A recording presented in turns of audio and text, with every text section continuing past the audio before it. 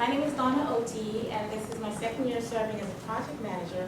I'm delighted that you're all able to make it here to witness our crowning achievement, which is the capstone presentations. Before I get started, I just want to give you a brief overview of what you should expect today. We're going to actually start with, we're going to introduce the review panel. Then I'll tell you a little bit more about why we think the capstone is so important. And then we'll have the first group of presenters. After the first group of presenters, we're going to open the floor for questions first from the operating committee. And as time permits, we'll open questions to the floor. Okay, so without much further ado, I'd like to invite Jane Kang to introduce the OC members.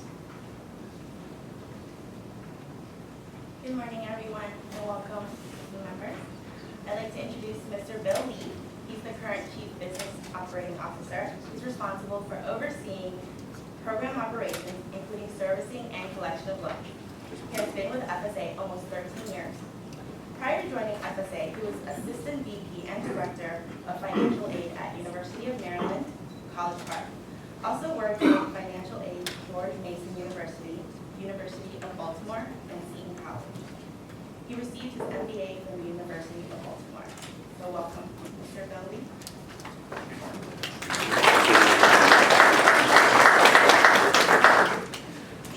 Next we have Ms. Robin Miner.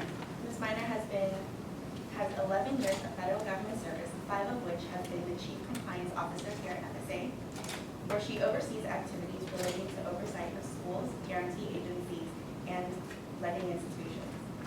Prior to federal service, Ms. Miner held several positions in financial aid offices at the American University, Howard University, and Virginia State University, including that of Director at American.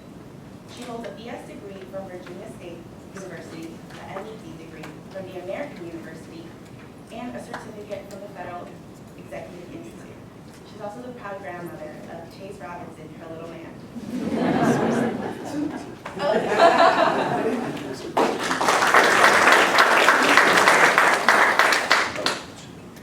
Next we have Mr. Keith Wilson.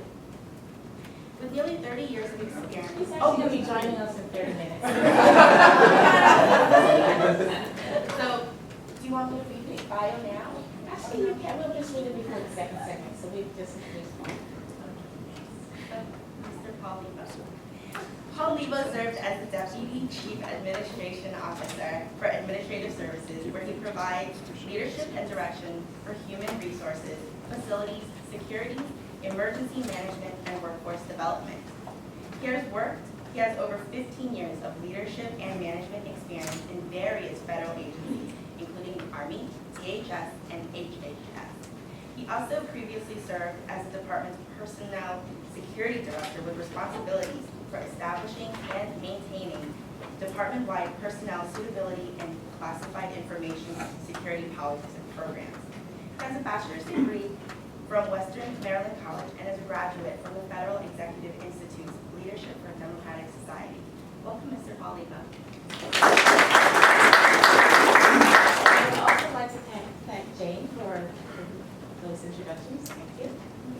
So now I just wanted to share a little bit about why the capstone. The capstone experience is a unique opportunity for our participants to sort of synthesize months of leadership development, training, study, research, reflection, collaboration. So we think that it's a valuable experience for our fellows. For many of our leaders, participating in the capstone has been quite a challenge to navigate. Navigating the capstone was as difficult as navigating the Mississippi, and as challenging as it would be in this day and age to moderate a Clinton-Trump debate. Having said that, what I do believe is that after they complete this experience, the capstone experience, they're going to be a lot stronger in terms of a number of leadership development skills that were reflected in the curriculum. And also, I truly believe that you're going to actually value this experience as much as an Olympic gold medal. So, on a serious note, I want to say that we designed the capstone to help our leaders develop self-awareness, team building, collaboration, critical thinking, innovation, and a number of themes that run throughout the multi-month program. We also challenge our participants to think strategically about how they can address FSA priorities. Again, how do we identify these priorities? We have them look at the strategic plan, and then we also have them look at the metrics that you're most familiar with, that many federal agencies use to sort of gauge how they're doing, as well as to make continuing progress. And that metrics would be the Federal Employees Viewpoint Survey, also known as FEVS or EVS. So as we looked at these two things, we actually identified one of those priorities. And that priority is actually employee engagement. And for the last report from OPM on the government-wide survey, they focused on 3 priorities. And these priorities were reflected in 3 indices. The first one was employee engagement. The second one was global satisfaction. And the third one was the new inclusion quotient. So we kind of use that sort of as a framework for them to start thinking about how can we, as an organization, make contributions in these specific areas. We believe that the emphasis on employee engagement is because both job satisfaction as well as inclusiveness correlate very positively, strongly with employee engagement. So if we have employees who are satisfied in the work they're doing, and we have employees who feel included in the team, they tend to be more engaged. So we actually believe that the discussion here today will help contribute to the wider discussion about employee engagement. But more importantly, it also will help us to come up with some concrete steps that we can make towards making this FSA one of the best places to work in the federal government. So now what I'd like to do is just simply invite the first group, DC Matrix, to deliver their presentation.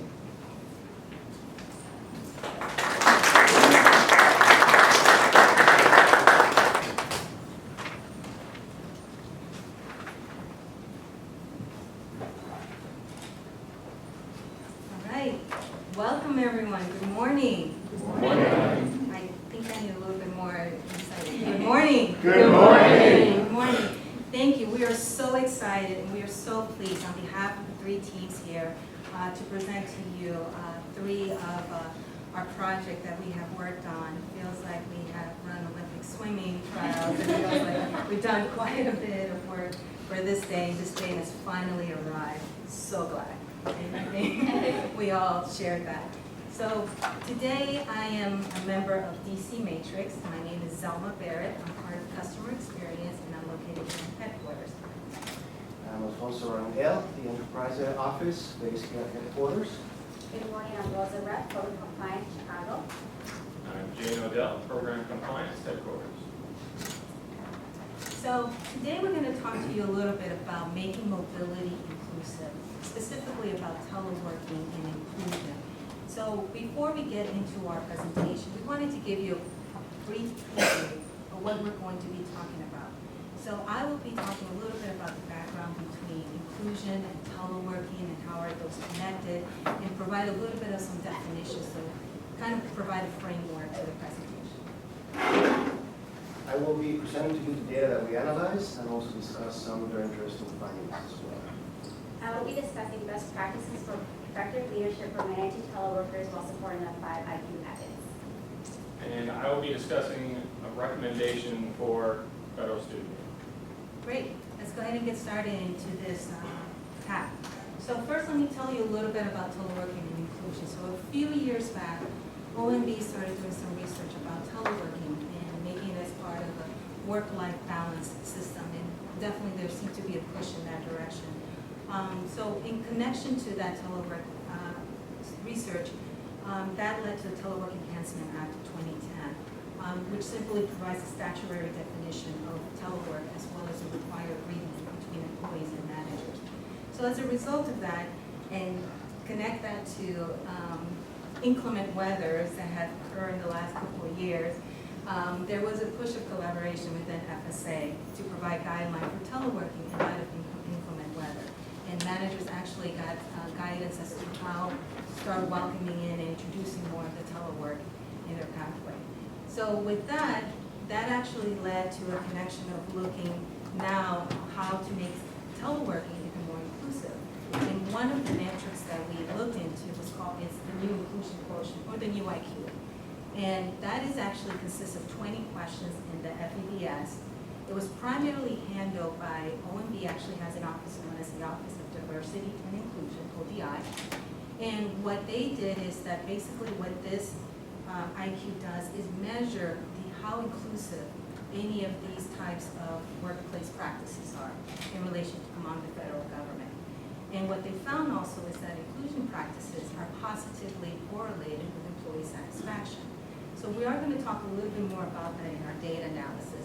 But I want to give a summary quote that I think defines the new IQ in reference to FSA, which is, if you do not intentionally, deliberately, and proactively include, you are unintentionally excluded.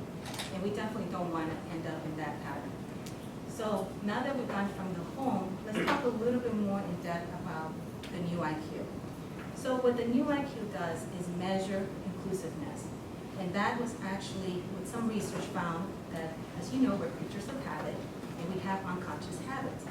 But these unconscious habits, in terms of workplace, came as a result of 5 specific habits. So it's talking about fair, open, cooperative, supportive, and empowering. So let me break down some of those for you.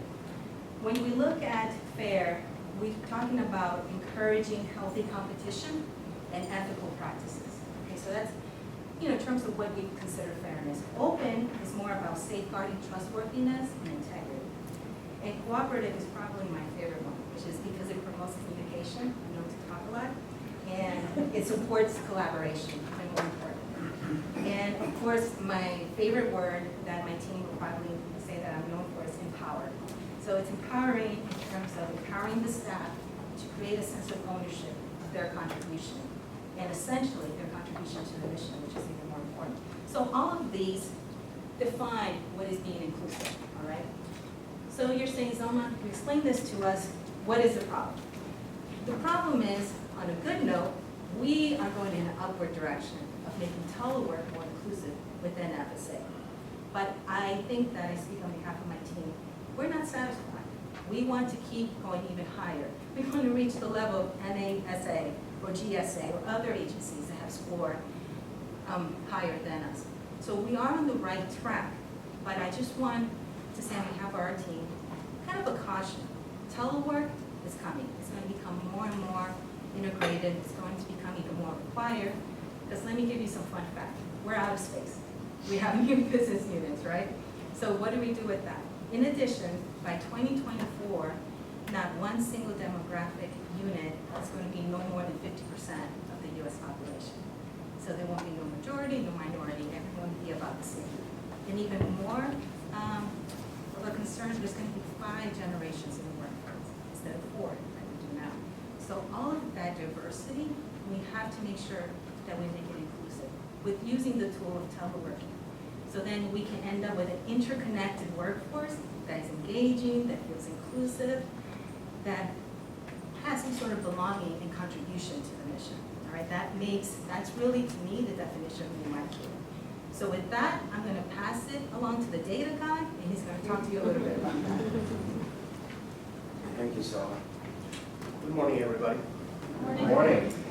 So I want to present to you the data that we analyzed and present to you some interesting findings.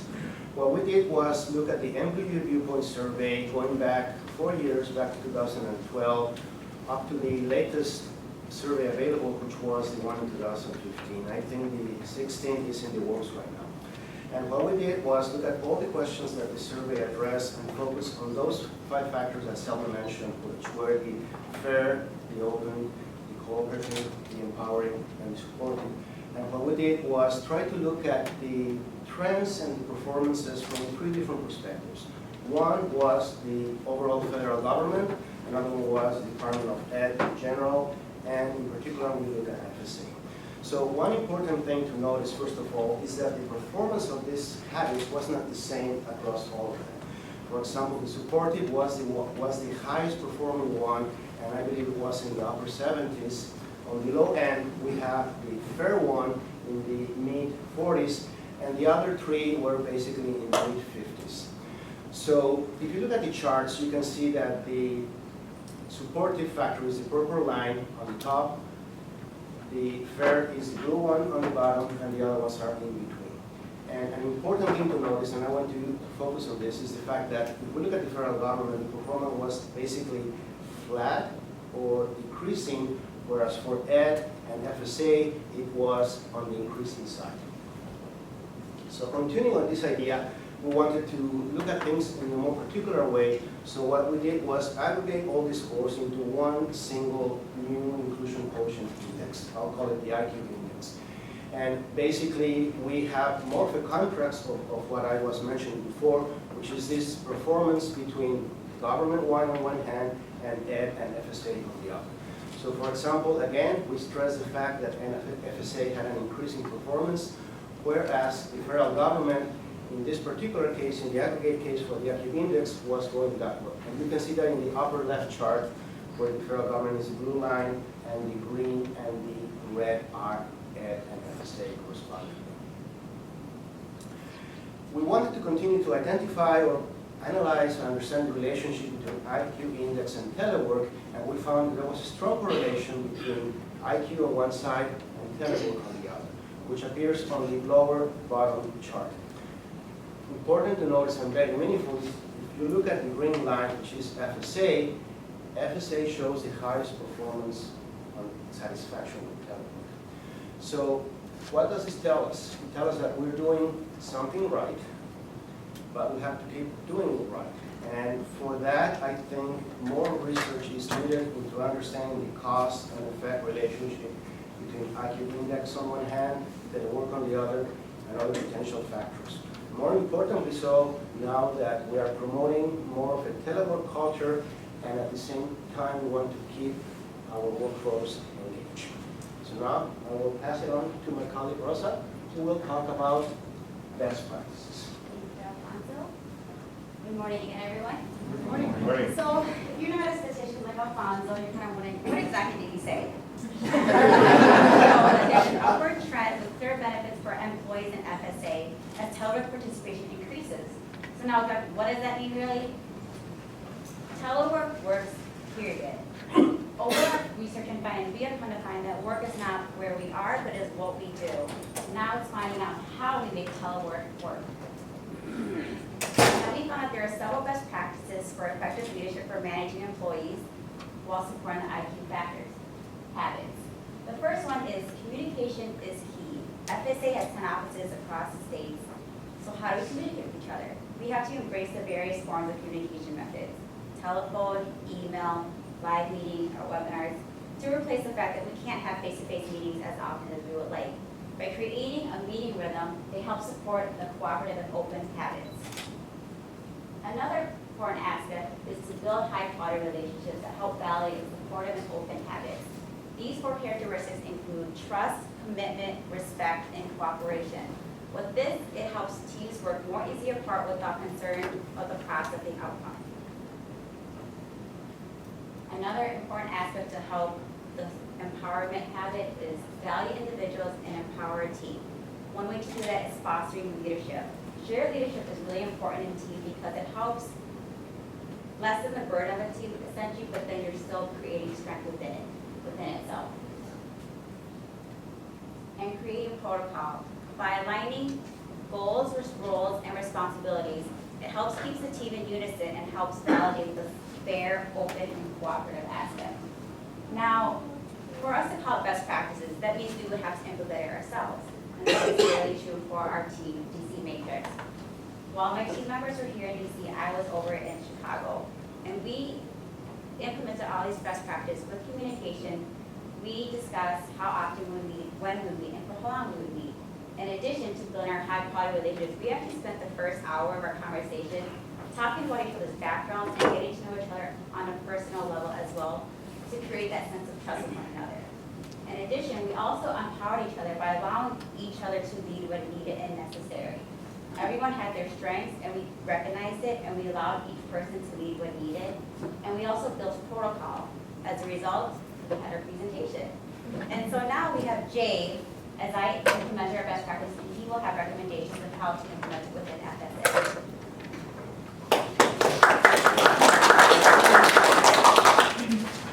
Morning, everyone. So, as we can see, Alfonso noticed that we are on a positive trajectory. So, how do we keep that momentum going? It's as simple as 3 easy things. First thing is we need to embrace technology and empower employees to work remotely. We know that we've already started to do this currently, and we need to continue that trend and look at more options on how to do that effectively and inclusively. Second, we need to redefine the traditional work schedule, meaning get rid of those old thoughts about telework, and you need to be here in the office to be effective. Clearly, we're no longer in the Stone Age, so technology's come a long way, and we need to utilize that technology to make the organization better. Next is we need to create an organizational guidance for offices and individual teams to create protocols for them to be successful and remain in touch and inclusive with one another. So how do we do that? We propose the establishment of the Workforce Mobilization Task Force. The task force would be essentially a volunteer committee that hopefully would have an OC member sponsor that would kind of serve as a sponsor for the team and help us get to where we need to be for the volunteers. The team would be comprised of managers and line level workers that would do the actual work with the guidance of an OC member. So, we need to, once we're established, we need to work with our internal and external partners to find best practices. And we can work with administrative services, Office of Management at Big Ed, and hopefully the union, in establishing some of our best practices to create our plan and what we want to do for what works best for us, what makes sense for FSA. There's a lot of great things that have happened out there with NSA, GSA. There's a lot of good OPM guidance. And so we want to take that into consideration while creating our plan. After recognizing where we want to go, we need to set realistic, achievable, and measurable goals for the organization so that we can see where we're at, see what we're doing well, and improve on what we're not. And then to get the word out, once we're all set, we have our plan, we have our goals, we know what we want to do, we need to get the word out. So how we would do that is use things like the annual all hands meeting, FSA Matters publication, and other means that we currently have and are up and running here at FSA. So, as the task force, how would we morph and continue to adapt in the future? We need to be evolving with technology and embrace technology, such as Skype that I hear now is coming into action, and Adobe Connect and a lot of things that NSA is doing. So, my takeaway from all of our research and everyone that we talk to here at FSA is we need to create a culture of openness and communication so that we're talking with one another amongst business units at all levels, management, staff, so that we can come together and create that trust and opportunity that we need as an organization. So, now for our takeaways for the rest. My takeaway for all of you is to remember to have a balance of your IQ and your emotional quotient, as well emotional intelligence, and then add to that another second IQ, which is the inclusion quotient. So keep in mind, one of the most simplest way to have an inclusive, an intelligent, and in a sound and emotional way to have conference calls is, and a lot of folks that I work with do this, and I would encourage the whole FSA to do this, introduce everyone on the conference call. It could be as simple as that. Recognize all of those who are there, make sure that you are making everyone inclusive, and that they're part of the conversation. And one of the points that Rosa talked about was getting to know your team, getting to know the people you work with. Once you do that, if you have extrovert versus introverts, you would know how for the introverts, hey, Zelma, do you have any questions? You haven't said anything, maybe you have a comment about this. Make sure that you make them inclusive. It could be just as simple as that. From my end, I'd like to emphasize we need to continue doing research to understand this relationship between IQ, telework, and other potential factors, cost and effect. More so, as I said, because we are promoting more competitive culture, and we want to keep the workforce engaged, as I mentioned before. My takeaway is, again, work is not where you are, but it's not who you are, but it's great. It's what you do. Again, me being in the region and my team being here, we were able to be successful and just embrace the various forms of technology that we have available and take advantage of opportunities. This program allowed me to come be here with my team meetings face to face, but we also remain to be tight as a group by virtual aspects as well. Great. And any questions?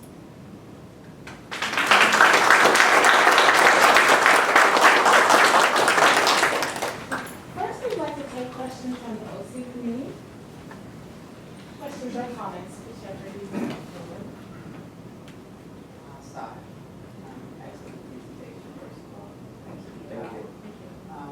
In doing the research, the latest part of your continuing research, the part about inclusiveness, did you identify or come across what would be the balance between the person, and I'll say the manager's responsibility versus the staff person? And I think it goes back to, in your presentation, you said there'll be 5 generations of people. And I think one of the trickier points of telework is that in a lot of your manager positions, you have what I would consider the, not older, more senior, who, and whereas the workforce now are you all, and folks who grew up, like my son, on the electronic. And so, for the people who didn't come up in that era, it's probably more difficult to get used to how do you draw the other person in. So, how much of the responsibility have you looked into it being on the staff person to make sure that they are being drawn in? Yeah, that falls into the building of high quality relationships. That's when the managers and employees come together and find out exactly what works best for each other when communicating. So I have a senior level manager, and he's more up to date with the email and stuff, but he does prefer the face-to-face. So when I am in the office, I make a point to stop by his office, he stops by my desk, and it's that relationship we build with one another because not everyone communicates the same way. So with a manager, he could have 5 on his team and they could all prefer to communicate differently. But it's up to each person. That's why I stress that we have to be proactive too, because as an employee, we can't depend on a manager to know exactly how we feel. We have to speak up too and let them know what we prefer as well. And I also like to add that part of the research, we did discover that there is definitely a push better for group teamwork. There is group intelligence seems to produce better results than individual. So again, emphasizing on teamwork. I think in the past, like I mentioned in my section, managers have received instructions and training how to handle, but I think it also has to fall apart when you come with employees and actually break it down to individual as team, like what works best for you, and then join that with the managers so that everyone has a part. It shouldn't fall just on managers, it falls on everyone. It's everyone's responsibility. It's a communication process between the line level workers and the management. And what we found that if you're maybe not as young as some, that the responsiveness is it's kind of a trade-off for availability versus responsiveness.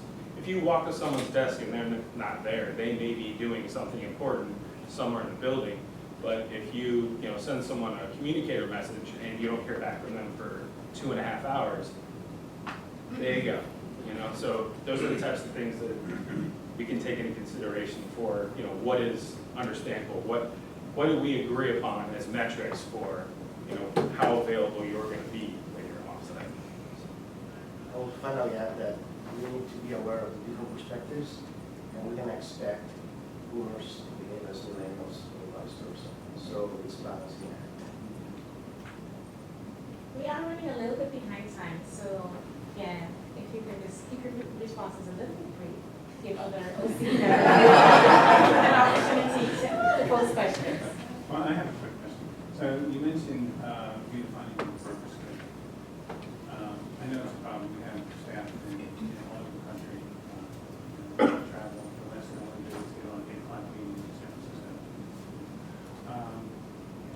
But what are your thoughts, man? I mean, how do you do that successfully given the work-life balance of employees and the expectations of the job?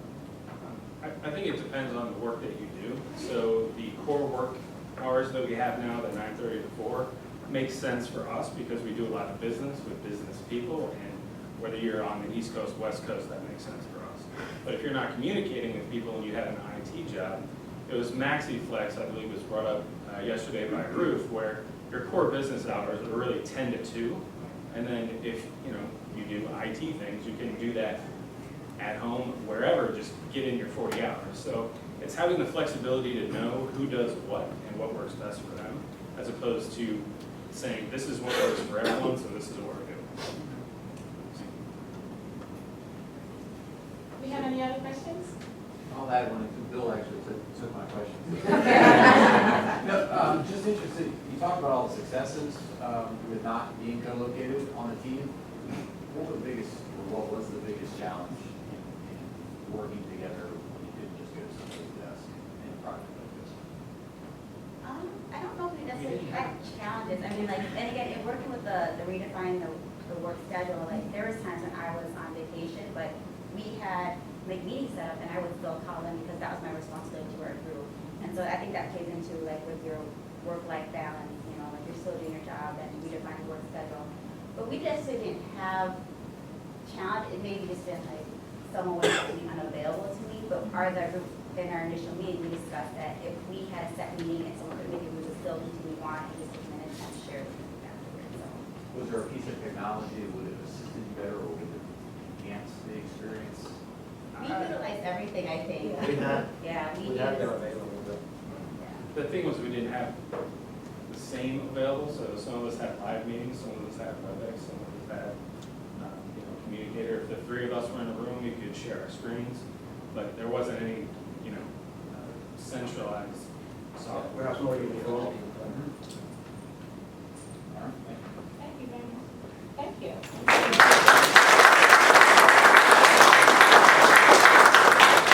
I would also like to recognize my operating committee member, who is the Chief Administration Officer, Ms. Craig Crowner, and also to invite you to participate and ask questions of the panel.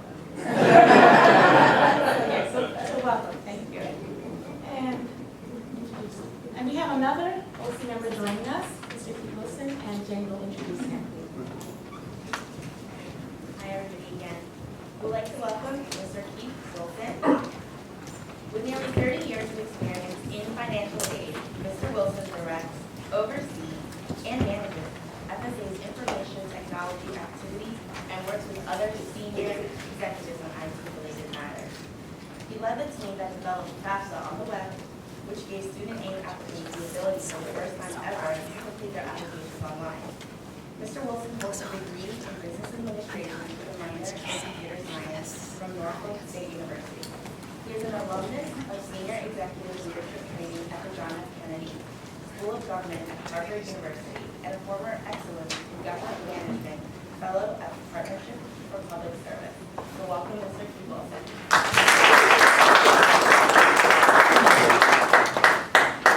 At this point, I'd like to invite the second group to come to the front, and they are Aces and Diamonds, and they're going to be talking about the 3 T's of global satisfaction in the workplace.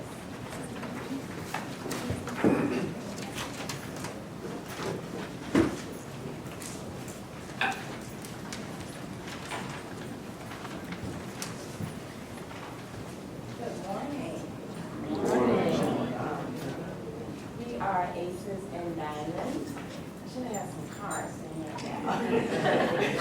This is Susan Buell from DC, Business Operations. Dr. Kenneth Taylor, Program Compliance, Washington, DC. The soon-to-be Dr. Dallas Mallory from Chicago, Business Operations.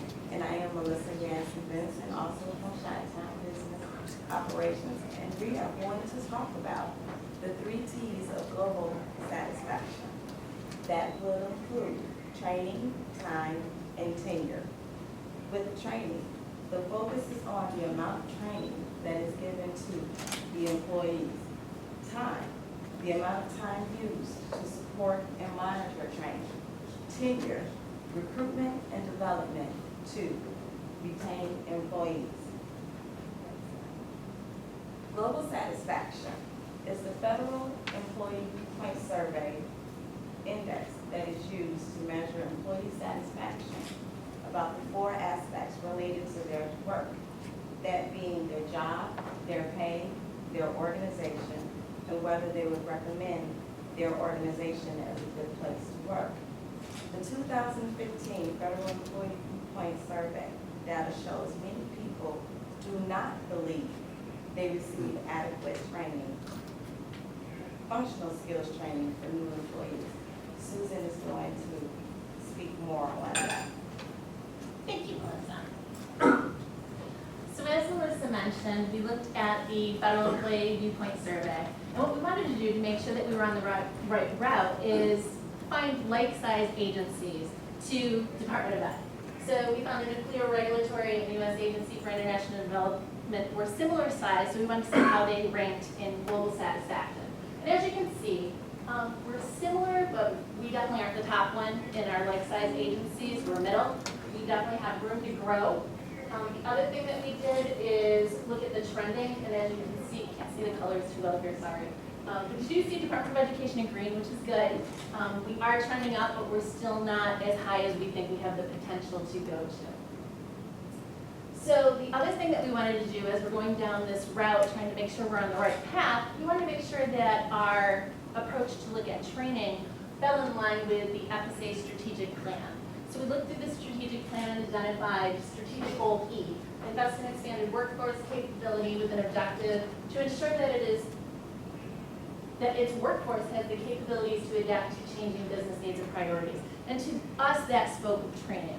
So we decided to continue on down this path looking at training. And what we did is we took a look at the FEVS scores and we looked to see what questions they have pertaining to the Global Satisfaction Index. We were very surprised to find out they only have 4 questions, very broad questions. Currently, the only ones that pertain to our GS index start out with considering everything. How satisfied are you with your job, your organization, your pay, and would you recommend your organization to others? So we felt that that's very broad, and we believe that training should be included as well. Because the way that we look at it is if I am not trained to do my job well, I may really like FSA, I like the pay, I like the people, I like the hours and the flexibility.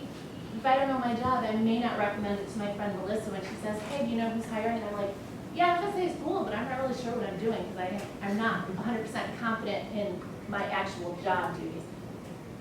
So what we did is we looked at the training questions. There were several of them, and we narrowed it down to the 4 lowest scoring training questions. Further, we looked at, the 4 of us are from 2 business organizations, business units, sorry. Business operations and program compliance. And as you can see, you kind of see the shading here. Our scores, our individual scores on the FEVS for 2015 compared to overall government and FSA, business operations was slightly lower, program compliance was slightly higher in these 4 questions. These were the 4 that we focused on. Is I have sufficient resources, my training needs are assessed, the skill level in my work unit has improved over the past year, and how satisfied are you with the training you receive for your present job. So we looked at those questions in particular for our research and delved a little deeper. And so I'm going to go ahead and pass it off to Kenny. Thank you, Sue. So as Sue stated, we looked at the EBS data and we also analyzed a lot of the articles on workforce development and workforce workforce satisfaction. And a lot of it suggested the need to look at training as a means of increasing satisfaction. Employees stated that training was a big contributor to their satisfaction in the workplace. And so, we came with our problem statement. There was minimal consideration given to the aspects of training around increasing global satisfaction. We believe by addressing this concern of functional skills training that it will create a critical opportunity for FSA to improve global satisfaction for its employees. Okay. So to dig deeper, as we learned in FLP, we decided to develop a survey. With this survey, we were able to get more than 265 respondents in a short period of time. Of those respondents, we analyzed 202. 34% came from business operations, 25% from program compliance, our 2 units. And if you look at our chart, over 34% of the respondents were management program analysts. So it's pretty reflective of the employees we have here at FSA. Next slide. Okay. So we also wanted to look at tenure within the department, tenure within government as a whole, tenure within the Department of Education, and more specifically, tenure at FSA. 84% of our respondents have been with FSA longer than a year, and 65% have been with FSA, 65% have been with FSA longer than 3 years. And if you look at the different categories, you'll see that there was an even distribution among the different brackets. So again, reflective of our workforce here. Okay. So, in looking at our qualitative data, we wanted to hear from the voices of our FSA employees. And we got some really rich data. After we analyzed the data, we developed some codes, and the 3 things that came out were time, access, and alignment. 34% of our respondents felt like, they did feel like that they were supported by their management team to do training, but that just their job demands didn't give them enough time to do it. The second was access. And while this training was available, employees felt like they didn't know where to find the training, or if they were in the regional offices, they didn't have access to get there, whether it be funding issues, travel issues, and such. And the last one was alignment. 36% felt that we needed more of a consolidated plan, more trainings around our specific job function, such as the one we have in program compliance. All institutional review specialists take the Title IV training. And so, next slide. Okay, so I want to bring up Dallas, who will give us some ideas of how we can implement this. Good morning, everybody. I'm going to talk about the Functional Training Monitoring Initiative, and it goes back to what Melissa introduced and what Ken just said. It's time, training, and tenure. These are the focal points that we believe can improve global satisfaction within the Department of Education. The tools that we want to use, possibly, next slide please, would be, as Ken said, with SurveyMonkey. I mean, when Sue had made it up, she's a godsend for project management, so we definitely thank her for that.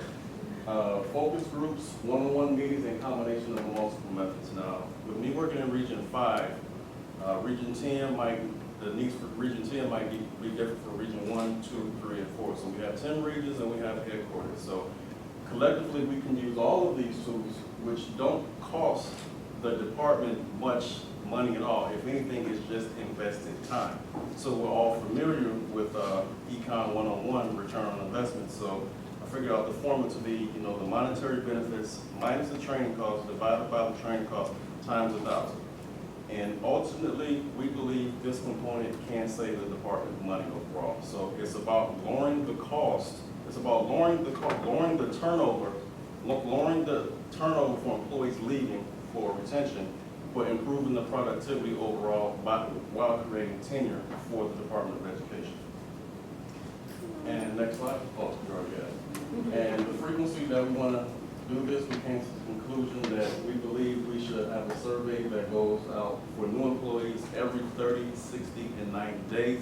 And this information will be collected, and we will focus more so on the qualitative portion of the data versus the quantitative, because people come and go. But if we get good quality information, we can highlight what works and what doesn't work for the following year federal employee viewpoint survey.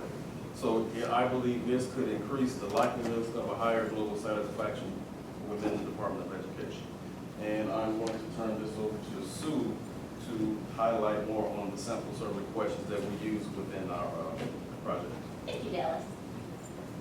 Okay, so like Dallas said, what we're suggesting is an initiation to monitor training and to see how well we're actually doing with our functional skills training for new employees.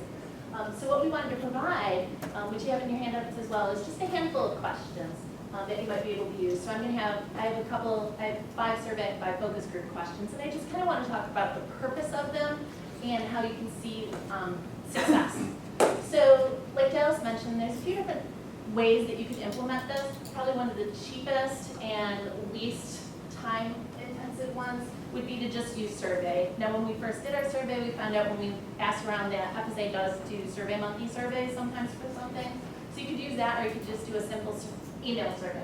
These 2 questions, we believe, are the 2 most important questions that would help gauge where we are. The first one is, on a scale of 1, no knowledge, to 5, expert, where do you feel you are in relationship to your job duties? What we're thinking that would do is just tease out from people, from your new employees in particular, the 30, 60, 90, to see where they are. When new employees come on, you hire them with skills. They have skills to do the job, but may not have all the knowledge of how we do it here at FSA in their business unit. So they may need training, like for instance, in my area, had to learn how to use Rational, had to learn the protocols on how we do things here. When I first came in, I may have said that I was a 2 because I came in with some knowledge.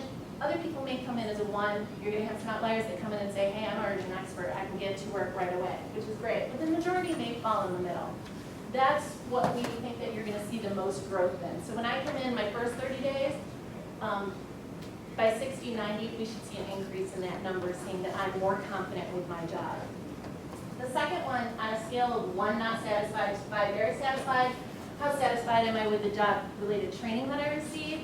Again, this one, you may not see movement on this, but at least it'll help gauge, and you may not need to do any improvements. It may come out that when you do this for a couple quarters, you say, hey, you know what, we're doing really well, we're getting scores in 3, 3 is good, 4 and 5 would be better, but depending on where our efforts are, 3 may be fine. If you're getting low 1s and 2s, maybe something that you want to take a deeper look into and see if we need to do something to make more standardized training procedures for each of the business units. The next group is focus group. So on those first few questions for the survey, if you start getting low questions and low scores on those and you're like, hey, we got to find out what's going on, these will help you get to the root cause potentially. Just put these sample questions up just to try and get people to talk more. You may pull a few of the outliers, bring them in and find out where they are, or just stick with the group in the middle that are giving you the majority of the scores and say, hey, you know what, we just want to find out a little more about your understanding. And by asking these open-ended questions, you'll get more feedback from the employees and hopefully better direction on what direction FSA or that particular business unit might go. Next slide. So what does success look like? So again, we just want to give you our thoughts on what success would be. Like I said earlier, the survey questions, those first 2 important ones, we would say if you saw 3 or higher on those at the end of 90 days, because I think we can all agree 90 days is a pretty short period of time when you start a new job. But if you see 3 or higher at least growth, we're probably going in the right direction. Employees responding they're satisfied with the training they received, 3 or higher average, think we're in a good place. We can decide if we want to get better, we want to be a 5-star, but 3 or higher we're good. If it's less than that, we would recommend that we take a look at those trainings and see is there something we can improve on. And last, the majority of employees surveyed indicate they agree they receive adequate time and resources for training. And that again is, do I have enough time to do training, or when I come in, am I given job duties immediately and I feel like I'm rushed and I don't have time to get comfort? Again, our thought is if we get these employees in their first 90 days, as we talked about earlier, these are the people that took the survey that gave us a score. These are the people that are taking the survey in a year. And if we make them happy and our global satisfaction, we believe the global satisfaction scores will go up. So I will go ahead and pass off to Melissa again for our additional considerations. Thank you, Sue. So in addition to our recommended initiatives, We would also like to develop, or recommend to develop a system of tracking tenure of employees to include the amount spent on lost on training. When collecting this data, we were informed that this was information that was not kept. We think it's imperative to be able to keep this type of information so that we can track the cost on training. We should also institute exit interviews. That would be valuable to conduct exit interviews to get the positive and negative feedback from the employees that's leaving the department. No offense to upper management that's here, but sometimes it's good to get that information from the employees that's actually in those positions. Also, FSA should develop functional skills training modules for new employees to ensure continuity of information. That would be training modules, review of regulations, and etc. With these recommendations, managers will have the necessary information to address low morale, skills acquisition, and other work-related challenges, increasing global satisfaction, and furthering our mission of funding America's future one student at a time. Thank you.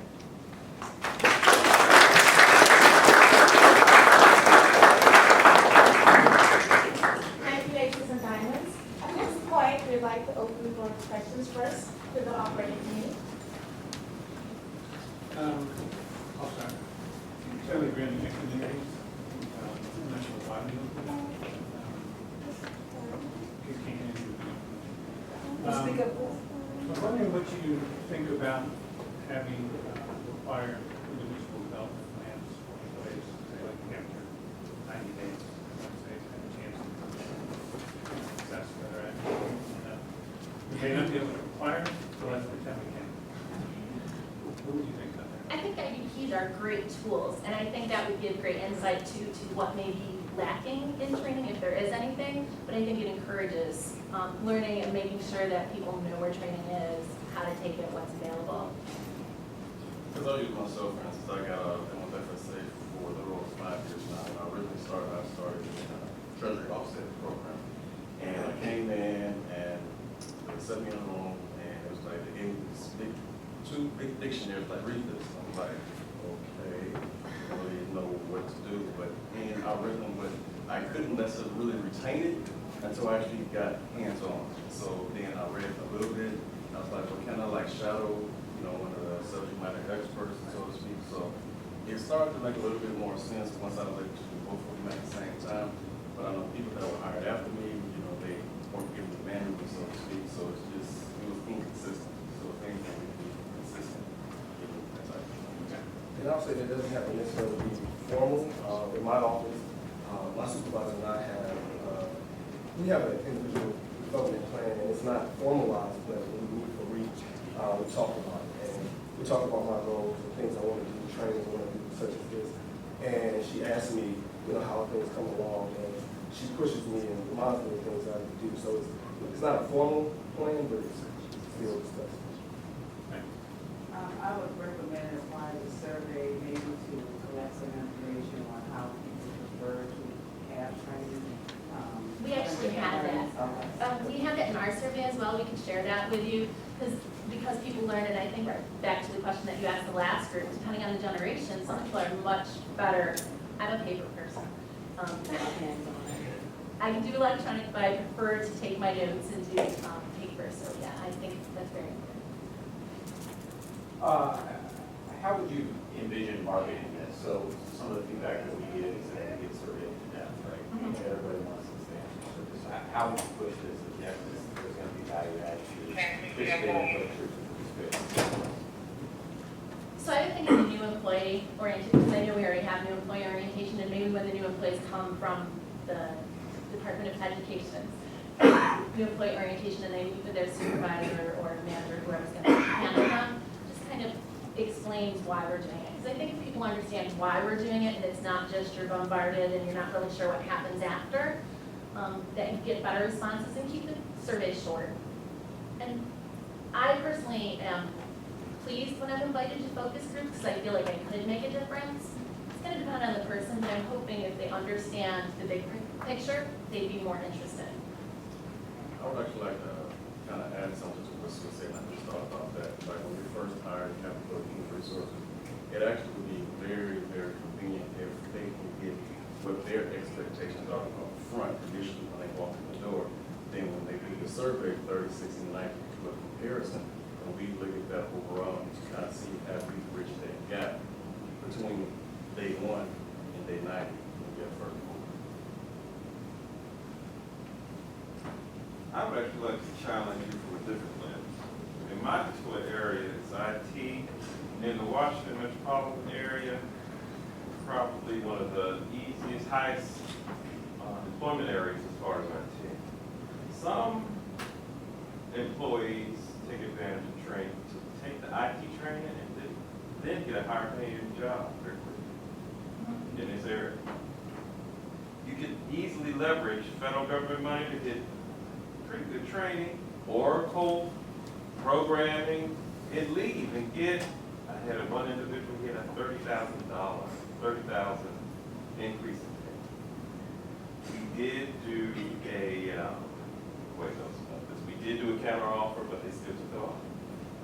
Have you guys thought of situations whereby when offering training for this particular type of situation, how would you prevent the employee from leveraging that loophole and still providing that benefit to those?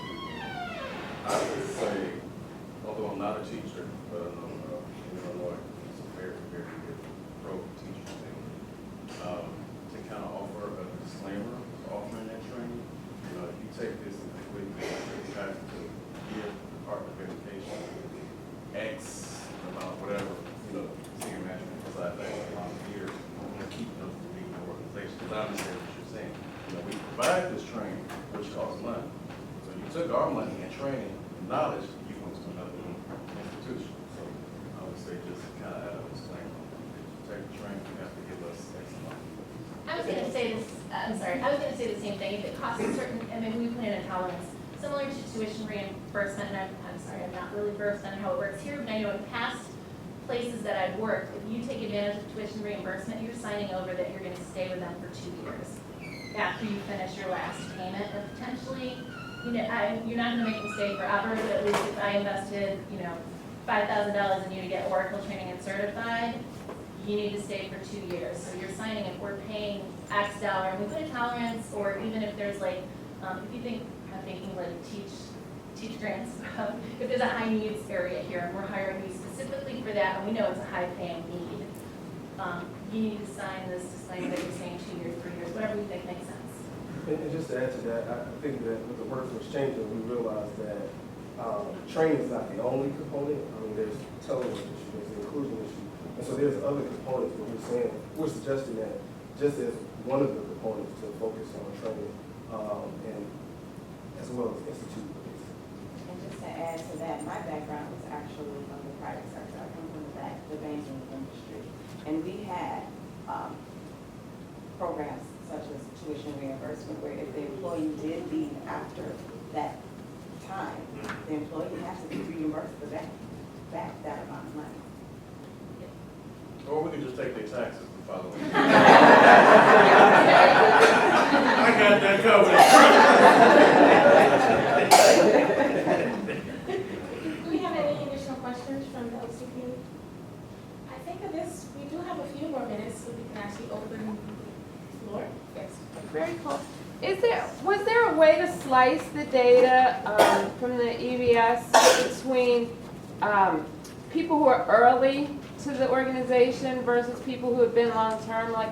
So I see totally different conversations for people who have been seasoned and what they want for training versus people who are in the first 3 to 5 years of being here at Federal Student Aid, and that balance. Was there a way to slice the data to get any of that? Yeah, actually, in looking at the qualitative responses, you'd be surprised that some of the more senior employees felt the same way as the newer employees. And we didn't really see any significant differences with regards to the new employees. As we stated, 84% of the respondents had been here for a while. And so not a lot there. We could probably go back to the data. Yeah, and I'm even curious to, because there's years here, and then there's I'm new to my position or I'm new to my job. So Alright. like I've been in government 25 years, but if I got a new job 6 months ago, my training needs are going to shift, or so that kind of like in looking at the data, it just occurs to me like we handle it like in a big broad scheme of it, especially when you talk about how specific the questions weren't drilled down for. Well, what are you exactly thinking about when you're looking at resources? And I would just like to say, honestly, the FEBS, we could look at the questions again, but they don't dig deep down. I get what you're saying, and I also agree that there's a difference between whether you've been here 25 years and if you change positions. But I think also it would be beneficial for us to find out people that have been in their position for 20 years. Things have changed in 20 years. So there may even be a need for recurrent training that may not be tapped into. So that was the other reason when we looked at global satisfaction and saw there's only 4 questions and they're broad. Then we looked at the training questions and we were like, well, these don't really dig down because again, they're kind of general when you're asked the training questions. So we just are recommending FSA, since we only get what we get out of FEBS, may want to implement something to dig deeper here and just make that improvement here and maybe we become the NASA of training. Actually, I have a question. So, I know you guys talked about doing your own survey for moving down the number of responses in a short period of time. Can you just go really briefly over kind of what those questions were, how many questions you asked, and some of the qualitative questions? I know we saw 4 of them, but what were some of the other questions that were written that you ever asked? So we limited our questions to 10. And we did quite a few demographic questions just because we were interested in the demographics, like how long you've been here, what position, what series, just because we thought that might make a difference and because we tried to narrow it down to our 2 areas that we knew about. So we asked one specific, question 10 was just any other comments. We received 202, 210, 200 plus open-ended comments that were very interesting, and of course they were from soup to nuts. Some dealt with training, some not so much with training. But just to go back to you, Mr. Lebo, and asking if people are open to the surveys, we were shocked because the responses came within 2-3 days. It was actually right after the EBS, I believe. Just, yeah, right around then. Do you have any additional questions? I would make a point. You commented about when you look at your the matrix to assess what would be considered positive results. One of the things that you look at in the assessment is, especially when you're looking at novice to mastery, people don't know what they don't know. Right. So you get people that come in saying, okay, I know a lot. But once they get into the job, they realize I don't know a lot. So you may not see the growth happen that you are anticipating, which may not be a bad thing. It's just something that the more people are here, the more they may realize I don't know what I thought I knew, or I knew something about what wasn't specific to here. So just kind of be aware of that as you look at your assessment outcomes. Yeah, and I think unfortunately with surveys, it's always what their version, their perception is. So definitely it shouldn't be taken if I say that I'm an expert that my boss thinks, oh, she doesn't need any more training, she knows her job perfect.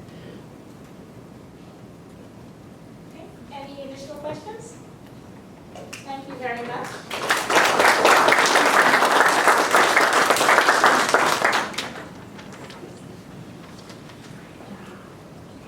So at this point, I would like to invite the visionary leaders on the rise to come up.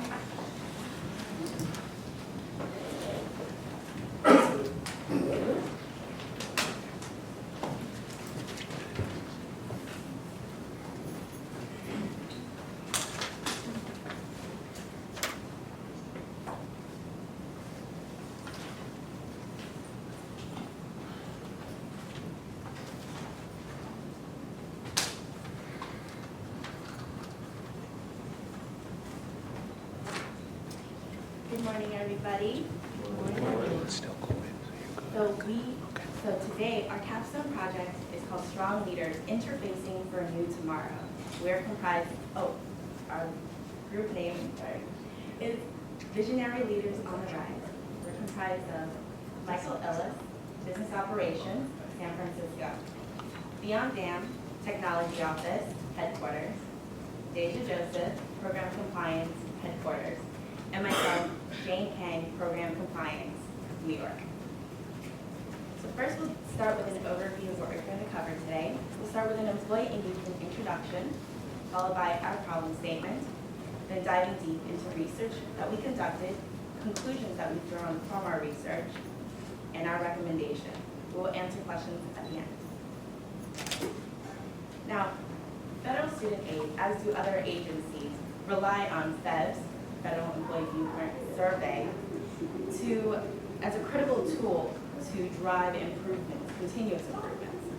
The EEI, which is the Employment Engagement Index on the FEVS, measures the employee sense of purpose and overall commitment to an organization and its mission. The EEI has 3 subcomponents: supervisors, intrinsic work experience, and leaders lead. Although all 3 are equally important, today we'll be focusing on leaders lead. OPM defines employee engagement as an employee sense of purpose that is evident in their display of dedication, persistence, and effort in their work, or overall attachment to their organization and their mission, which ties directly into FSA's mission, strategic goal E, invest in expanding workforce capability. It is critical to FSA to measure success of achieving our mission by our strategic goals. So therefore, employee engagement is rooted in our mission. Our problem statement is, although FSA scores on the Leaders Lead subcomponent have been edging upwards recently, they still fall far behind other categories. And FSA's engagement office has implemented numerous initiatives to improve communication among employees and senior leaders.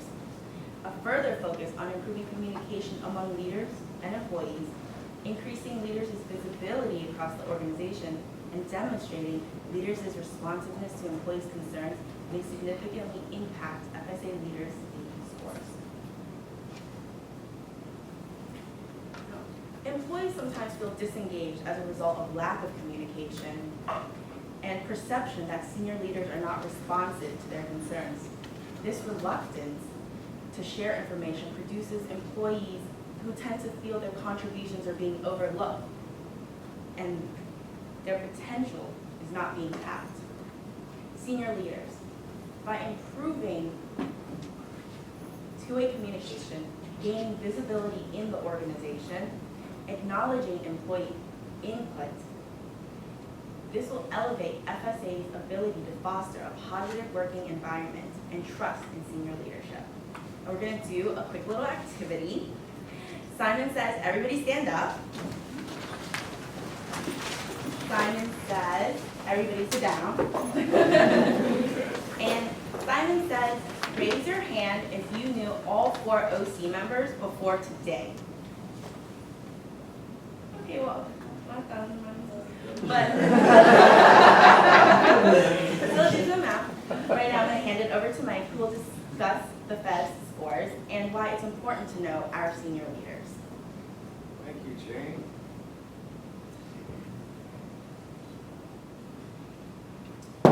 This first chart here shows the 2015 FEVS scores comparison to the Employee Engagement Index for FSA, the Department of Ed, and government-wide averages.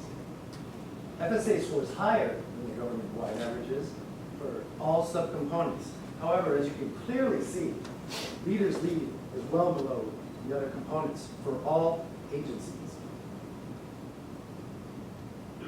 Perhaps that is because many employees don't know who their senior leaders are, as we have just shown.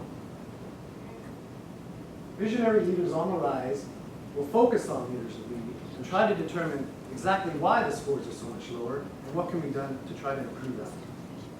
In case you forgot the questions for the Leaders Lead component. Jane will pass out questions that you can review at your convenience.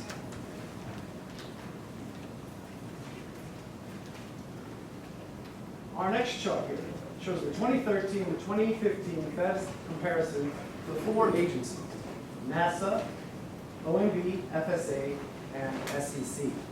Not surprisingly, NASA scores high all across the board. However, interestingly, their scores for Leaders League are still well below the other categories. OMB has been increasing their scores significantly over the last few years to where they're near or at NASA for all components. FSA is well behind these 2 agencies, especially in Leaders League. FSA needs to identify what drives engagement and how to increase the scores before implementing policies to be able to improve them. Theon will now introduce 5 elements that help drive employee engagement. Thank you, Mike. Good morning. So the study has shown by Wilson Learning that these are the 5 elements that drive employee engagement. So let's take a look at the first one, personal accountability. More often than not, employees tend to do things that they believe is required or expected. So if leaders want the best out of the employees, they need to expect the best. However, setting high expectations without accountability sometimes leads to unfulfilled promise. So when employees are highly engaged or clear on their expectation in terms of their performance goal and their personal behavior, and understand that they be held accountable for their results, they too will hold themselves accountable. The second element we're going to take a look at is connections. Employees want to feel connected with their peers and coworkers. They want to be able to focus on mutual interests and operate with shared responsibility. And doing so means that they care about their work, their colleagues, their organization, and their place in the world. High-performing organization tends to point to their success story by talking about their collaborative culture and the impact it has on productivity. The third element we're going to take a look at is inclusions. Employees want to be well informed. They want to be able to be involved. They basically want to be able to openly express their thoughts and ideas. Basically, they want to feel in on things. The fourth element we're going to talk about is growth opportunity. Employees want to know that they're part of something important. They want to be able to believe that they can contribute to the future of the organization. So they want to, so having the why to work is really engaging the employees. But leaders also must find ways to communicate effectively to employees about the directions of the organization and its potential by way of engaging, energizing, and inspiring employees, such as 2 ways of communication. So lastly, we're going to talk about validation. Once again, employees want to know that they matter. They want to be able to have a value placed in the organization. Validation is simply the expressed interest of an organization and its employees. And it comes in the form of recognition, support, involvement, understanding, growth, opportunity, etc. In my opinion, or based on the research, validation ultimately is the most important element when it comes to employee engagement, simply because it personally influences each individual within the organization. So by showing interest in each individual employee, you'll be able to retain and engage employees. Thank you for your time. I will now turn over to Mike. He's going to share with you some information on data that we have done research on with other government agencies. Thank you. Thank you, Theo. NASA is renowned for their employee engagement practices, but a lot of their initiatives can be adopted by any agency. They had employees suggest and vote on questions for agency-specific FES questions which demonstrated responsiveness to employee needs, which increased positive responses on feds by 4%, while government-wide it went down. Their Work from Anywhere initiative provided a noteworthy increase in employee perceptions of senior leadership support for work-life issues. They also have other unique initiatives, such as online chat with senior management and an internal collaboration website. OMB increased scores for Leaders Lead 6% in just the last year in various initiatives. These include identifying employee engagement strengthening metrics to be incorporated into senior executive staff performance plans. They also conduct quarterly HR stat reviews for employee engagement actions. Both of these initiatives allow senior leaders to monitor progress and, more importantly, communicate results to employees. FSA has implemented some initiatives that have increased scores for Leaders Lead. FSA Day and FASE Awards are two examples you may be familiar with. Some new initiatives that have either been implemented or are in the pipeline are the Getting to Know You campaign, a short video from senior leadership to introduce themselves to employees, as we showed in our example before, that may be highly necessary. Management walking around, mingling with employees, and the employee viewpoint survey brown bag session.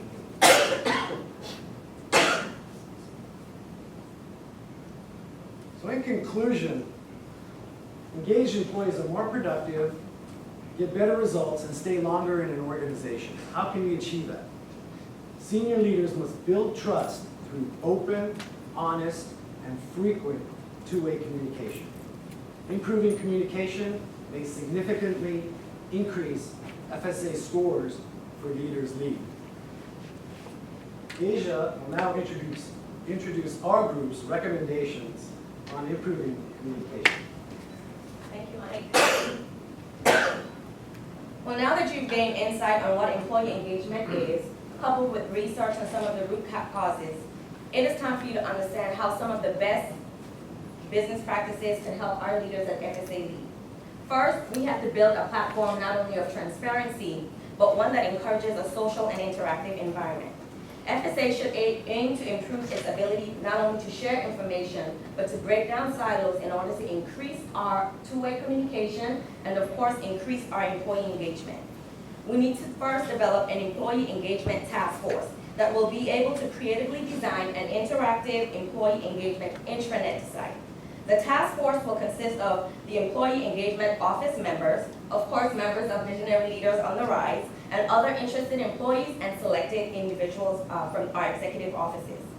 This task force will be able to foster the opportunity for employees and other stakeholders to feel a part of the decision-making process, giving everyone from all levels a voice. There will be sub-action teams developed under this task force that will be responsible not only for the maintenance of this intranet site, but also to be able to implement a component that will be able to track the usability of the site. By developing this platform and the task force, our senior leadership can build relationships with the employees on the task force, as well as gaining a voice from members on our regular staff levels who are not only innovative, but skilled and committed to the mission. An employee engagement website will serve as a cross-functional resource for all of ED employees, not just here at headquarters, but all of our employees in our regions. This will allow all of them to have equal access to not only obtain information, but to also get answers, collaborate, and share further ideas. You may ask further, well, how exactly can this website increase employee engagement? Well, the bottom line is it increases two-way communication. The site can serve as a platform not just for keeping employees in the know or providing information on what's going on across FSA or Big Ed or other agencies overall, but it will serve as one repository where all of FSA's engagement activities and various programs can be housed. Communication, as we know, is the core of how well our employees perform and how well they remain engaged. The website will build an intentional culture where FSA will commit not only to being transparent, but to try a different way to highlight our internal events and various activities, development opportunities, coupled with our health and wellness office, volunteer opportunities, or even shed additional light and increase our users here to read the blogs and the newsletters that are often provided on a monthly basis, or simply celebrating monthly contributions or accomplishments of all employees across every single level on a monthly basis without having to wait for an award event like FASTs. Having the website won't only declutter the tons of emails I know that you guys receive in regards to these different activities and programs, but it will bring forth awareness and would also foster interdepartmental collaboration. Well, here's a snapshot of what the IRS has done so far.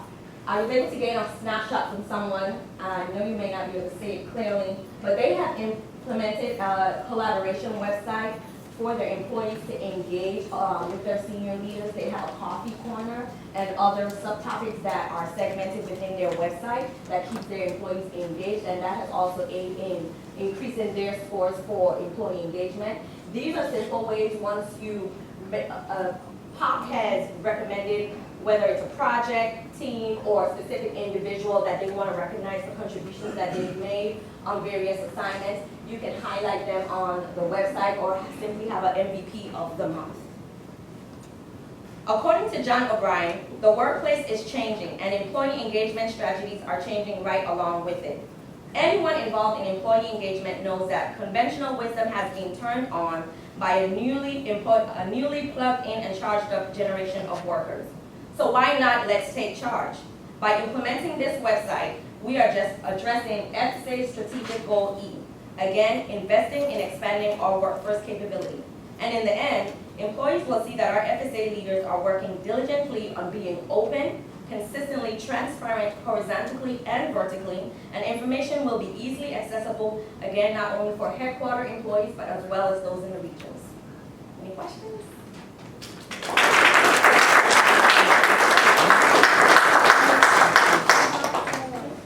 We'll actually start again by taking questions from the OC committee.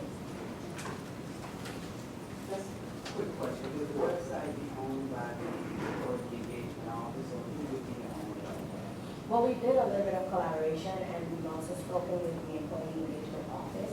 And so we've learned that there was an employee engagement council that was formed out of the last FOP. So we are trying to work on speaking with either office to see which one we will be better housed on. But right now, we're looking forward to starting off with the employee engagement office.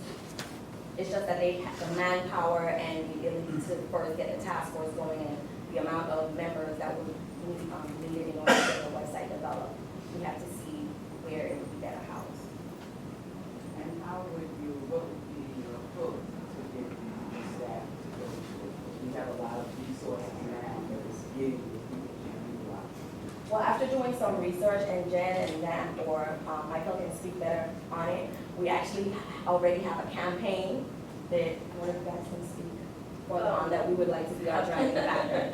One of the things that we would think about doing is advertise the website instruction for the website itself on the monitor.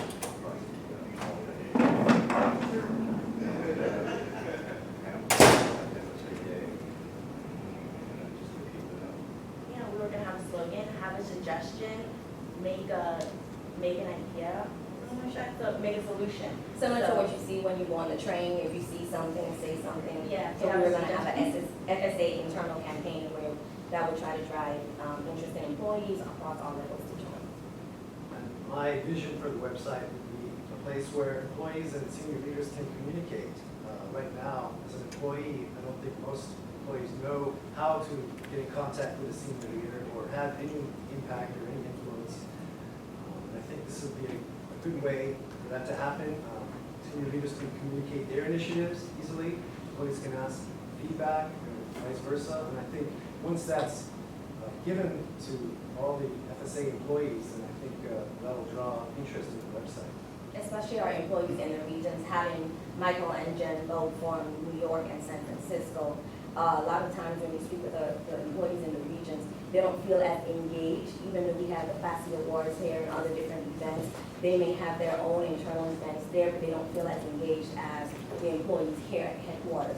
So by promoting a consistent campaign for several months and keeping people in the know of what's going on, coming up with an implementation date and the whole life cycle process around the development of the website. I think that will make other employees interested because this will give them the opportunity to have a voice in order to have the sections that would be beneficial to have on the website. So not just about FSA section or core values, but what exactly would they like to see on the website coupled with the output that, of course, that the senior leaders want to make sure they have it there. Yeah, and like they just said before, we want one repository where we can find information easily. Instead of getting emails, I'll flag something like, oh, I'll definitely want to look at this later, and then you forget about it. Or obtaining feedback for different events that happen, having the surveys, all that would be located in one area. So if you have events, they'll be all posted, and if I have like 10 minutes free time, I want to take a break, I'm like, hey, I want to see what's going on the employment engagement website, maybe any of the upcoming trainings, now security training, we have to do them every quarter, so maybe, they'll have like their little training area over here you can click into, what's going on in terms of employee engagement activities, maybe what happened at the last brown bag lunch session because the regions aren't able to participate. They can have like a repository of all the FSA matter. We can save money on printing them. There's just like so much potential if we have one place where employees can go and just browse and not have like, it's like, oh, new regulations. It's like fun things that are happening at FSA. And then in addition, there was a lot of development that went into building Yammer. So we're hoping that depending on how this website is built and implemented, it can be linked with Yammer so that it can increase that usability as well. And then we have the digital engagement team, which we know have their after-hour chat sessions and stuff like that. They also have their ability where they post a lot of blogs and stuff.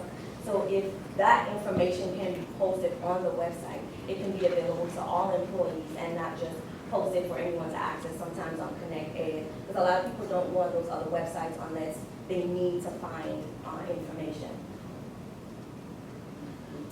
I think it's a great idea. I think it'll definitely address some of the issues we have between headquarters and regions. So, yeah, great. I think Tribal Luna has some challenges to manage, so my suggestion would be to start small and grow. Just making it user-friendly, because there's a lot of websites already out there with their SharePoint sites or clunky, nobody even uses them when we have the opportunity. So we want to make something that's easy to use, and we'll have to talk about how to do that, but yeah, I see a lot of potential. And SharePoint, we do know that more offices use it than some. For example, I used it briefly at a lower dosage, I would say, when I came from the customer experience team. Now that I'm in program compliance, that is definitely our go-to for a lot of our standards and procedures and different things in order to get our work done. But we did not want it to serve just as an informational resource where people are just grabbing information. We want it to actually be interactive. So if there comes a point where the Employee Engagement Council that was formed out of the last SOP, they host an employee forum, the information that was collected in that forum can then be placed on the website. And then once the FEBS survey data comes out, we know that the Employee Engagement Office goes around to all the different units and lets them know what their area needs to focus on.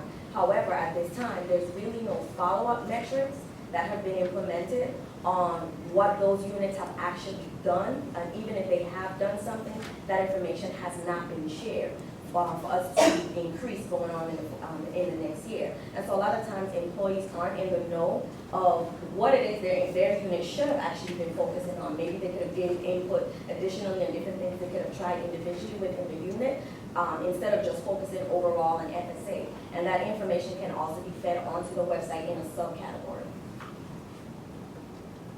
We have that rules of behavior. Yes, most definitely. Would you envision targeting the engagement specific to the business unit? So as an example, that you really want to focus Robin's efforts on reaching out to program compliance, or do you want her to host a round bag session that's open MSA wide to really target senior leaders?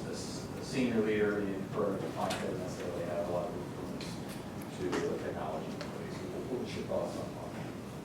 I think there are different sections of the website for each unit. I think each unit could focus on their section and be in contact with the senior leaders in their section. Yeah, I think it would be good to have a balance between both. Although some people may work in program science, they may have an interest in a totally different department, not to specifically say they want to work there or detail there, get a new opportunity there, but sometimes they're looking up to the individuals in that area, and they want to know, okay, what are the things that they're doing over there? I want their skill sets, or I want to become like that person. Having participated in a previous FSA mentorship program, I realized that there were a lot of individuals who were working in some core areas, but they actually wanted to be mentored by a lot of the senior leaders that came from a total different area that did not share the same experience or knowledge. So I think once that information is placed on the website where you have your own sub-unit where you can provide dashboard information on the metrics or the things that are going on within your division, when it comes to hosting actual forums or brown bag sessions, I think that is something that can probably be developed on a quarterly basis in the essence of time, where different senior leaders can speak to employees about different things. I think that will balance out giving employees across FSA what is actually going on across the organization. And speaking to some individuals, for example, there was one young lady that came in new and worked in acquisitions. So she works in our contracts. As many of you know, we gained a new contractor for our FISAC contract. And I'm giving you this as an experience. And this employee, although she works in contracts, wanted to participate to learn more about what our customers are actually saying when they contact us through all of our customer-facing channels. In order to do that, she reached out to our division in order to come and participate in some of our customer listening sessions, and that it was able to help her understand why she's doing the things that she's doing in her job in acquisitions. Because she's signing off on contracts and she needs to understand whether they're performing according to our standards and metrics, but she really did not understand exactly what was going on the front end. So things like this can, to me, create an environment for people to learn what's really going on in other areas and how their job and their duties and responsibilities are affected by everything else that's going on. So once this information is then, like I said, subcategorized in a different way, we'll have to work that out. Once this task force is built, we can place that information on the website. But obviously, we would all have access to those other sub-departments so that we can look into what's going on with them. Other units have higher scores in that line. Right. You get CIO to pay for it. And we know, for example, and even though a lot of things are going to be work-related, we know that there are some pops that are doing a lot of engaging activities on their own, whether they're taking their employees, instead of coming and working in the office for the day, they may go and rent the library space and take their entire team to work there for a day. Or they may have a scavenger hunt planned elsewhere, or they may have a happy hour on a special day for all the employees to attend after work. So there's different things that you can do to make both work as well as a little fun time so that everyone is engaged across all levels. So I don't have a question, but I think David should be the spokesperson. So she is flowing good on this, but one of the things I want to mention, which was an earlier point that I think you made, it's easy to set up the technology, but it's also very easy to become silent. And I think that was a critical point that you made earlier around that. I think it's more enterprise. It's something that Robin also said earlier. We have a number of different sites around the department and federal student aid that is not being used as metrics and all. And I think people will be surprised if they see the inventory of sites that we have just sitting out there and no one is even updating it now. And you hit an important point on that. It's extremely easy to become siloed, and then you have sort of this, I want to call it a clique. And they're only really communicating in that one group there. So I think that's something that, and moving forward with this, something that you really need to be careful of. Right. That's just one basic question. Who would you consider senior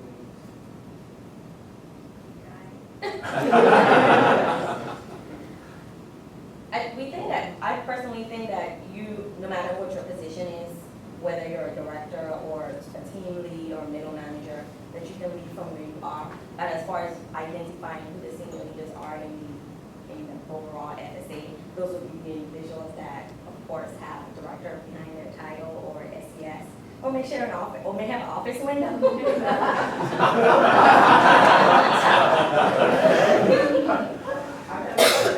That has been an issue for us, and probably BizOp, when you have these multi-layered organizations, just figuring out when the questions are being answered, who are the staff referring to?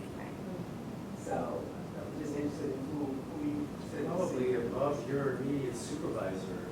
Yeah. Because when I'm in the regions, sorry, when I'm in the regions and I saw the question the first time I read it, like, you know, do you know your senior leaders? And I was just like, oh, I guess not. And it was like, not applicable. I'm like, no, not staff neutral. I'm like, not applicable. Just because you don't, in the regions, you don't get any interaction. And maybe that could be made clear because you know how after the EBS, you have to sit down with your group and you discuss like the lowest scores. And we're asking why, and that was definitely a question for our entire region for FIOS to discuss like, wait, why did we all score really low on this? So we're like, because we don't know where senior leaders are because we're in the region. So maybe on the website you have like, who are our senior leaders? And then we can define as an organization who we determine to be senior leaders. So when we do take the EBS, they're like, oh yeah, I know the senior leaders, you know? I saw the videos on who they are and the little bios, and it just feels like you feel that connection, you know? You do that quarterly all staff meeting where you guys all sit on the panel and talk, and like, that's really fun, and I really like that. And that's like a time where you're getting to know your senior leaders even though you're in a region. And I think the difference, because we had also talked about some of the subcategories already that we did not go over during our presentation of what would be important to place on the website, and who's who in FSA overall was definitely one of the subcategories. Hopefully you can use some of the staff members that are photographers to take some pictures of them to accompany, and so that there's a face to the name additionally. And then in addition to what you said earlier, we do have a lot of websites, and working previously in CE, we did integrate some of them. But I think the difference with an engagement website that would be good for FSA is that it's not just an information resource like a lot of the other websites that we have.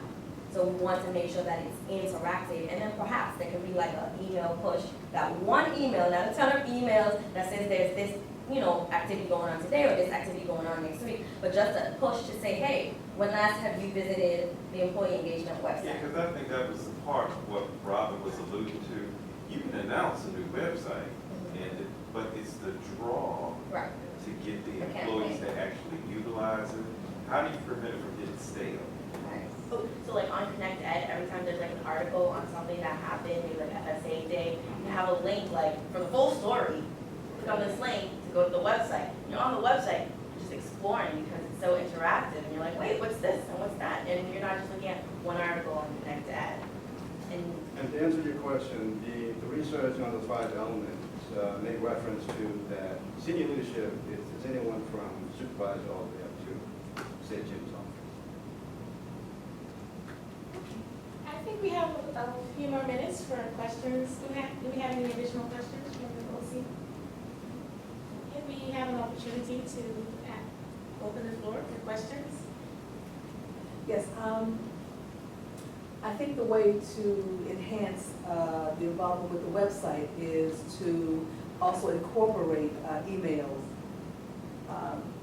Every morning when I come to work, I go directly to my email, and if that's moved, the emails move over to the website, then we can all also engage with that website, and then